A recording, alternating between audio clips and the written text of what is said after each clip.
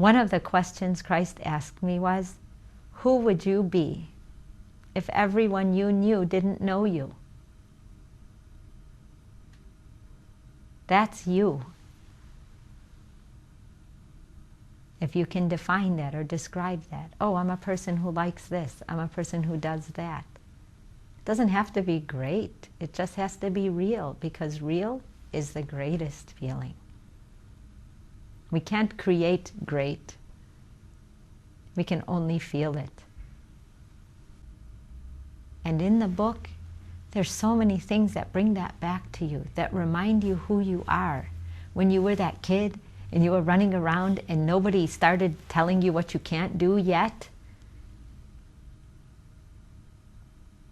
and then you get to remember that, and then you say, wow, that person who just happened to say this while they were walking by and it totally shaped my life.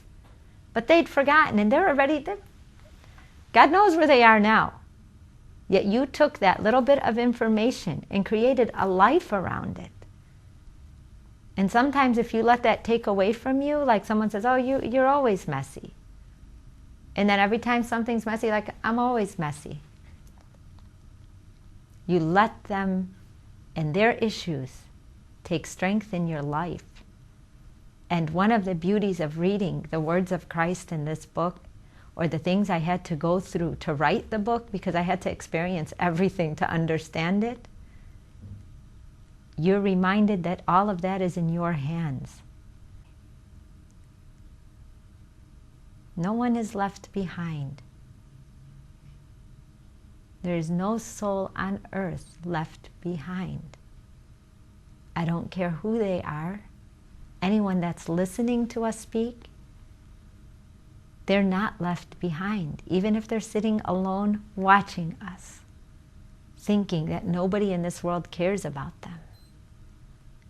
They're lying, and that's really what's bothering them. Because people do care about each other, but you have to allow them to care. And when you can start to care about yourself, that's when you can care about others. And until you can, you will feel alone. But it's not because others aren't around you. It's because you yourself are not around you.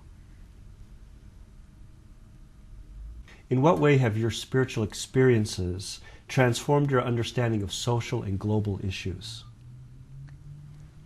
They had made me feel more part of what goes on everywhere. That people are people, and love is love is love.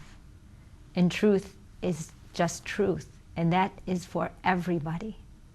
So just because I can't see somebody, or they're in another country, or they don't agree with me on a political level, it doesn't mean that they're wrong or bad or gets to get hurt because we decided, or I decided, or someone decided that they're not human, or they're not worth it, or we're better than anybody.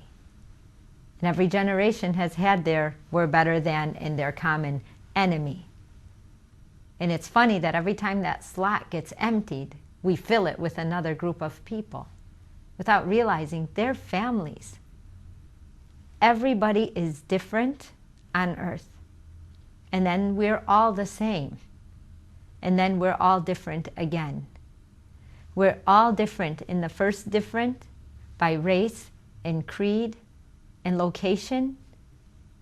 And that teaches us our challenge. That teaches us who we are by defining who we are not. It doesn't mean one has to be better than the other, but we, that's human, have done that.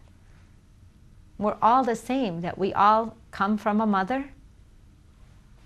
We all have families and brothers and sisters and favorite foods and favorite TV shows and couches in our homes. And then we're all different again in our talents, because nobody has a monopoly on wisdom. We aren't meant for each one of us to know everything.